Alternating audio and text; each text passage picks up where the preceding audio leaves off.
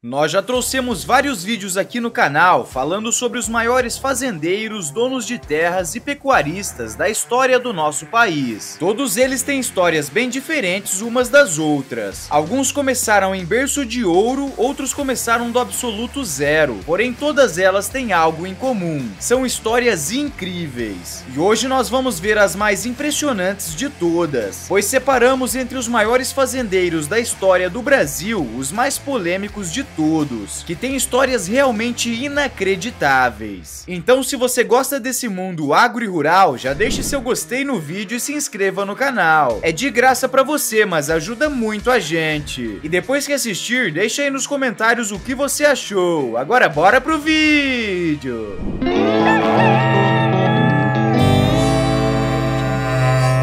Nesse meio de grandes fazendeiros bilionários, tudo pode acontecer, e a vida desses homens é a prova disso. Afinal, a fama e o dinheiro trazem também muita influência e poder. Tião Maia.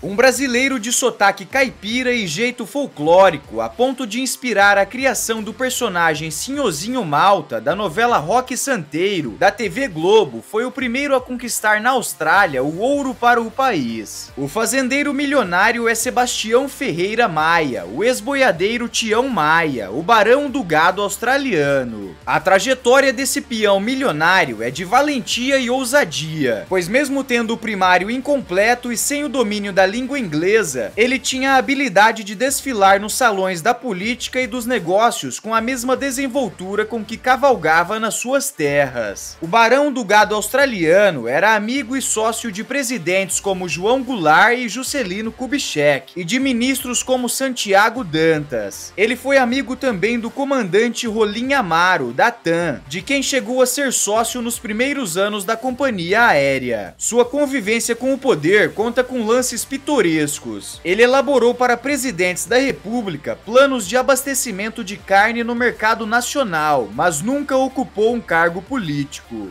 Foi justamente a proximidade com o poder que alimentou amores e ódios em sua vida. Depois do golpe militar de 1964, foi preso por 16 dias, apontado como subversivo por causa da sua ligação com João Goulart. Mas o confronto maior viria depois. Em 1975, quando o Brasil enfrentava problemas no abastecimento de carne, o governo decidiu punir vários frigoríficos. Tião Maia despontava como personagem ideal. Famoso, jeito caipira, rico, presente nas colunas sociais, seria o bode expiatório perfeito. O ministro da Fazenda na época, Mário Henrique, determinado a combater a inflação, relacionou empresas acusadas de cometer abusos de preços. A de Tião Maia figurava no alto da lista. De acordo com o ministro, ele infringiu a lei e por isso foi punido. O episódio modificaria de vez o destino do ex-boiadeiro. Ele fechou as porteiras de suas fazendas no país e partiu para o mundo desconhecido, o da Austrália. O pecuarista desembarcou do outro lado do mundo em 1976 e na década de 80 fez fortuna. Tornou-se dono de 1 milhão de hectares da Austrália e 65 mil cabeças de gado vigiadas não a cavalo, mas de helicópteros, estilo importado do Texas. Mas o bem-sucedido vaqueiro foi forçado pela saúde precária a largar a boiada.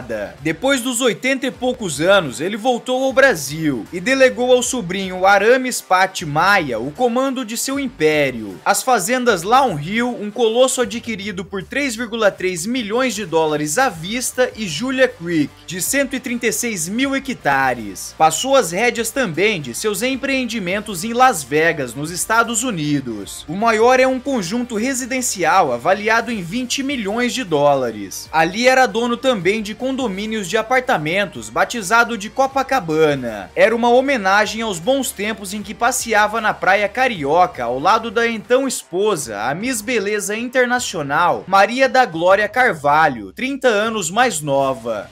Vítima de aneurisma cerebral que afetou sua memória, Tião Maia viveu seus últimos anos recluso, na companhia de enfermeiros em um confortável apartamento na rua Piauí, no tradicional bairro de Higienópolis, em São Paulo. O personagem que inspirou escritores de novelas foi casado 4 vezes, tem 5 herdeiros diretos, os irmãos, 2 homens e 3 mulheres. Ele com certeza foi considerado um dos maiores e mais polêmicos da história dos fazendeiros brasileiros. Antônio Luciano. Esse não foi apenas um dos maiores fazendeiros da história do Brasil, foi também o maior proprietário de terrenos urbanos da história de Belo Horizonte. A história desse homem realmente parece mentira, mas acredite, tudo o que eu vou falar sobre ele é verdade. Antônio Luciano Pereira Filho nasceu em São Gotardo, Minas Gerais, no dia 27 de maio de 1913. Ele ingressou na Faculdade de Medicina de Belo Horizonte e formou-se em 1935.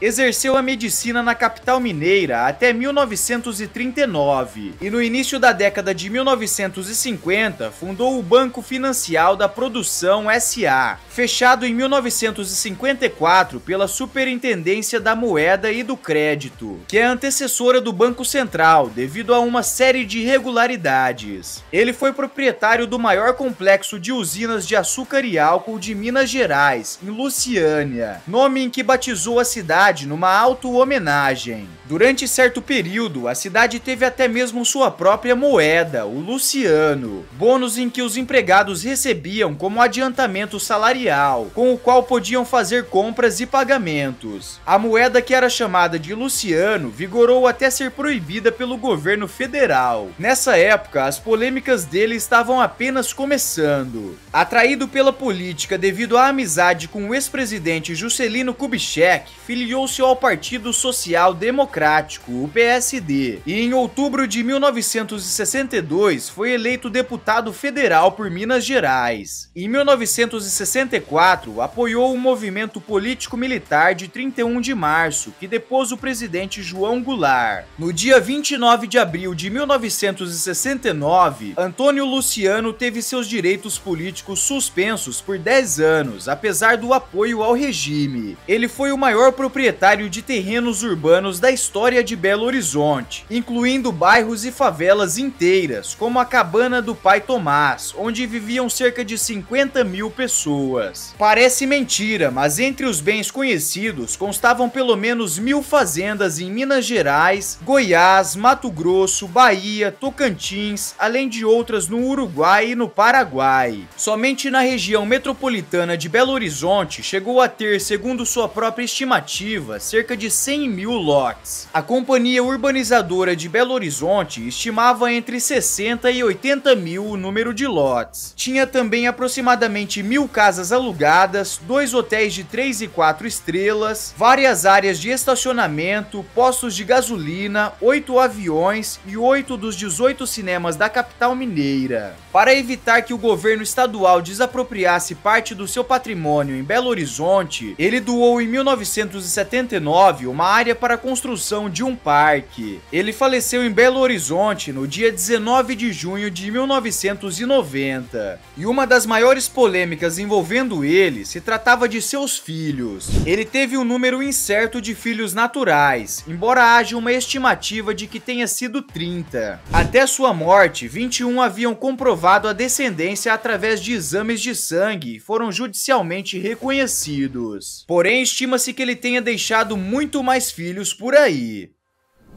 E aí, gostou de conhecer os maiores e mais polêmicos fazendeiros da história do Brasil? Comenta aí o que você achou. E se gostou do vídeo, não saia sem deixar seu gostei e se inscrever no canal. Isso é muito importante para nós. Até o próximo vídeo. Tchau, tchau.